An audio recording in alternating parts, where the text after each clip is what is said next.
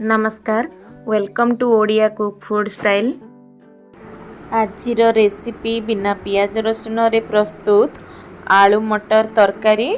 जदि आजिर रेसिपी आपण माननकु पसंद आसीबो तेबे वीडियो को लाइक करिवे।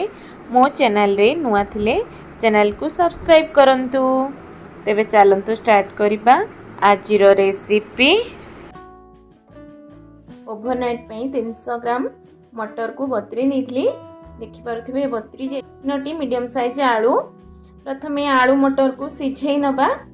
गोटे छोट चामच लूण 2 पिंच सोडा देई आलू मटर को सिझेई नबा।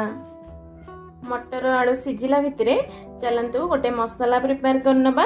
एट नीचे गोटे बड़ साइज टमाटो, खंडे अदा, गोटे चामच पान मधुरी, 2टा सुखिला लंका, कंचा लंका, गोटे बड़ चामच जीरा, गोटे बड़ चामच धनिया, खंडे डालचीनी आ फुटेया पे तेजपत्र।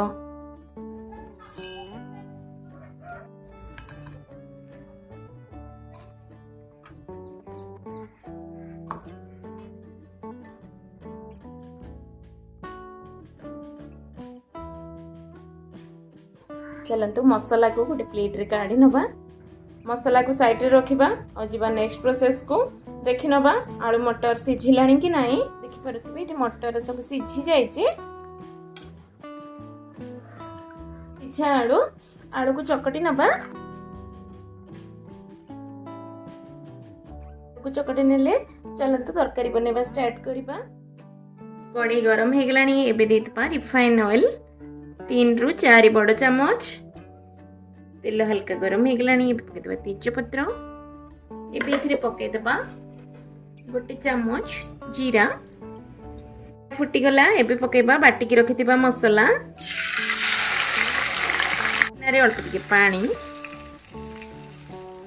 एबे इथरे ऐड करिबा आधा चामच हळदी गुंड, गोटे चामच दबा काश्मीर रेड चिली पाउडर, गोटे चामच दबा होममेड गरम मसाला,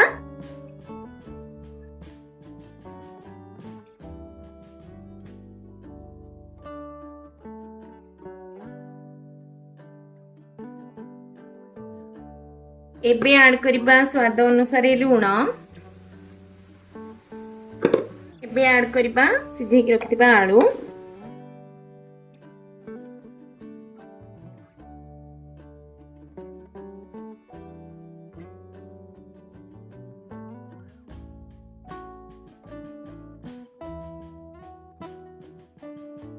मसाला सहित कसी हे गला।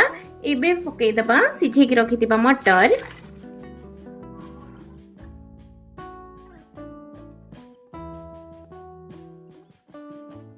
एबे ऐड करिबा गोटे कप पानी।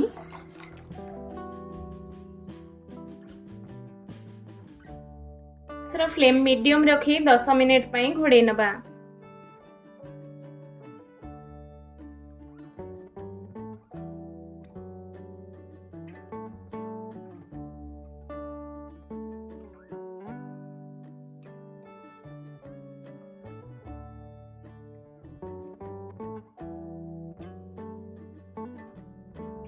आजिर आलू मटर तरकारी आपण मानंकु केमिति लागिला निश्चय कमेंट रे जणैबे। रहिले देखाबो पुणी एक नुआ वीडियो रे। नमस्कार, जय जगन्नाथ।